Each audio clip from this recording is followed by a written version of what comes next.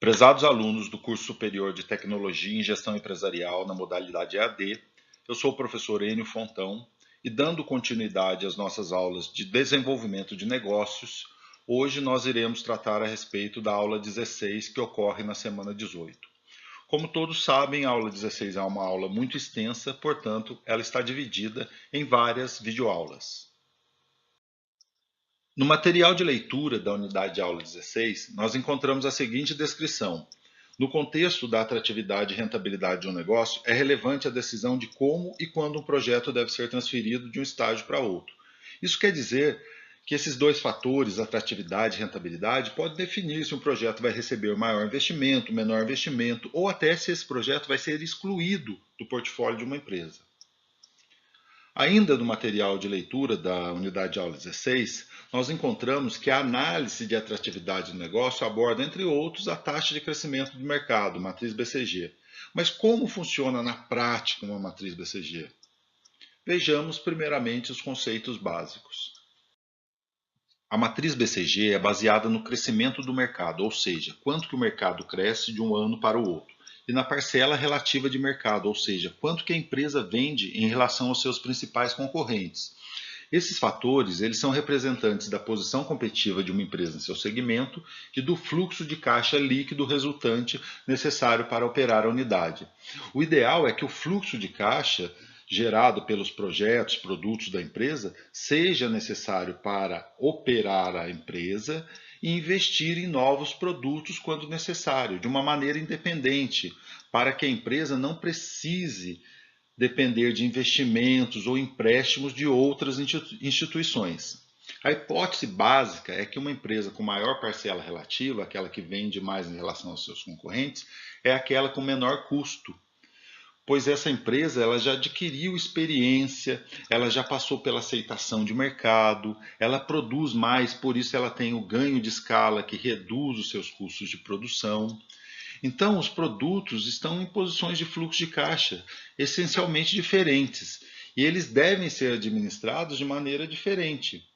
A empresa deve buscar a maximização do lucro gerado pelo portfólio de unidades de negócio. Isso quer dizer que os produtos, por estarem em posições diferentes, competitivas e de fluxo de caixa, eles não podem ser administrados como se fosse uma coisa só, um produto só.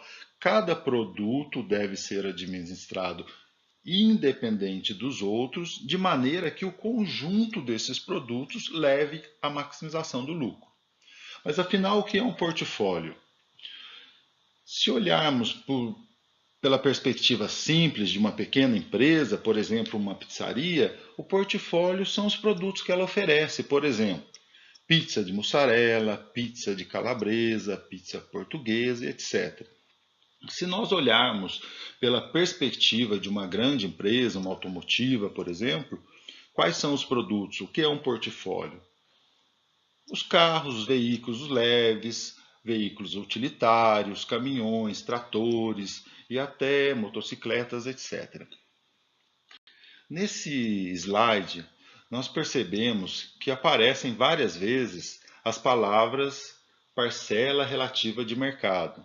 Mas afinal, o que é uma parcela relativa de mercado ou uma fatia relativa de mercado?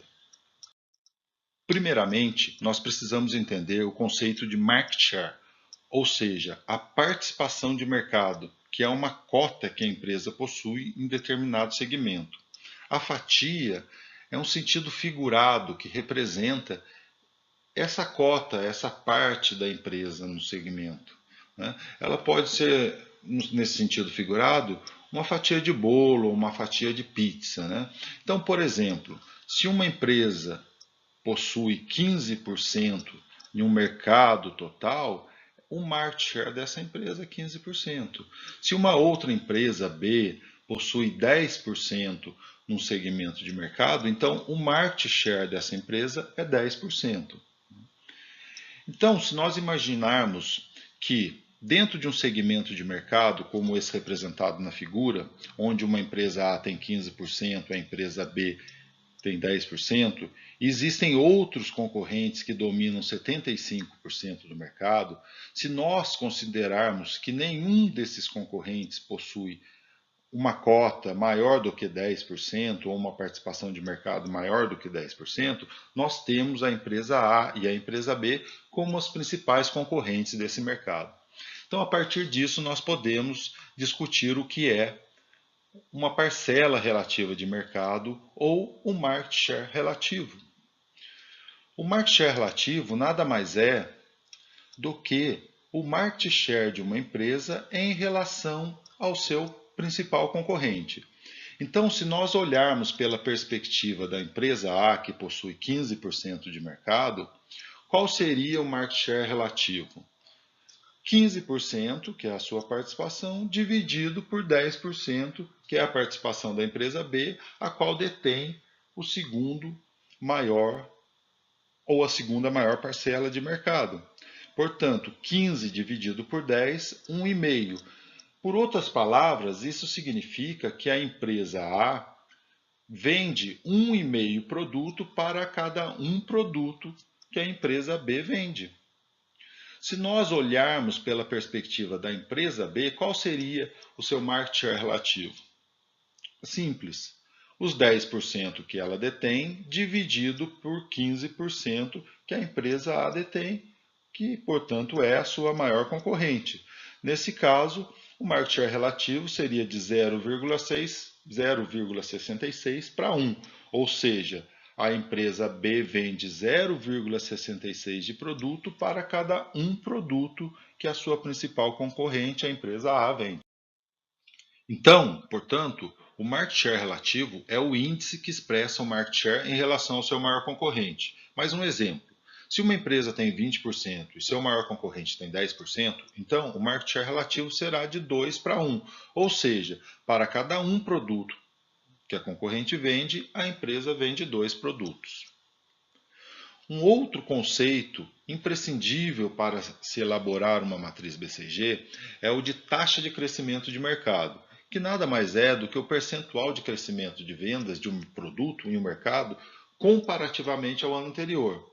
Por exemplo, se no ano anterior foram negociadas 100 mil unidades de um produto e houve uma taxa de crescimento desse mercado de 10%, isso quer dizer que no ano corrente foram negociadas 110 mil unidades de um produto, do mesmo produto, logicamente. A matriz BCG utiliza figuras que representam conceitos referentes relativos a essa participação de mercado e a taxa de crescimento de mercado. Dentro de um gráfico, onde nós temos duas variáveis, participação relativa de mercado e taxa de crescimento do negócio, esses produtos estão distribuídos de uma maneira lógica e representativa. São 4 produtos: as interrogações, as estrelas, as vacas leiteiras e as abacaxis. A figura da vaca leiteira representa os produtos em alta participação relativa de mercado e baixa taxa de crescimento de mercado. São produtos que produzem bons fluxos de caixas e que podem e devem financiar outros empreendimentos, outros produtos, outros projetos. Já os abacaxis representam os produtos em baixa participação relativa de mercado e em baixa taxa de crescimento de mercado. Portanto, são usuários modestos do fluxo de caixa. Não vale a pena investir nesses produtos. Eles podem ser desativados, devem ser desativados a qualquer momento do portfólio da empresa. São armadilhas de caixa devido à sua fraca posição competitiva. Os produtos representados pelas estrelas são aqueles em alta participação relativa de mercado e alta taxa de crescimento de mercado. São produtos que exigem muitos recursos provenientes de fluxo de caixa para sustentar seu crescimento. Geralmente rendem altos lucros e podem estar com caixa equilibrado. Já os pontos de interrogação são produtos que exigem grandes recursos de caixa para financiar o seu crescimento e são fracos geradores de caixa, pois a sua posição competitiva em geral não é muito sólida. São produtos com baixa participação relativa de mercado e alta taxa de crescimento. Eles estão num quadrante de alta taxa de crescimento de mercado no gráfico, porque os produtos são lançados, as empresas lançam produtos atendendo a uma necessidade eminente de mercado. E o financiamento desses produtos normalmente advém das vacas leiteiras. Então, de maneira resumida, nós temos os produtos interrogação, que são oportunidades, são novos empreendimentos, eles são arriscados, alguns tornam-se estrelas e outros podem desaparecer.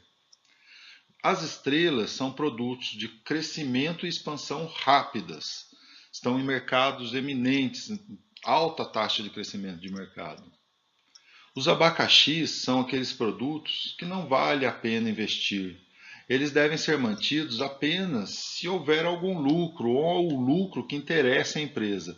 É importante sempre considerar a sua desativação.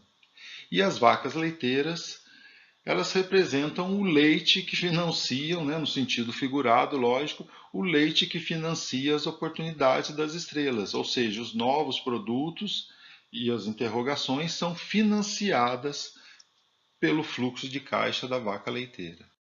Ainda podemos destacar a sequência de sucesso e fracasso da análise de um portfólio de produtos. O caminho comum do sucesso é que os produtos representados pela vaca leiteira financiem os novos produtos, os produtos de interrogação. Com o aumento do nível de competitividade desses produtos pela empresa, eles se transformam em estrelas.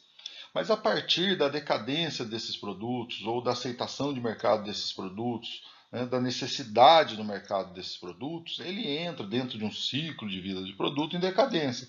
Portanto, eles devem se transformar em vacas leiteiras que vão reativar esse ciclo de sucesso da empresa. Por outro lado, a sequência de fracasso parece que todos os produtos, estrelas, interrogação e vaca leiteira acabam se transformando em abacaxi e isso pode levar uma empresa ao total fracasso. Na aula seguinte, nós iremos aprender a elaborar a matriz BCG. Bons estudos e até a próxima aula.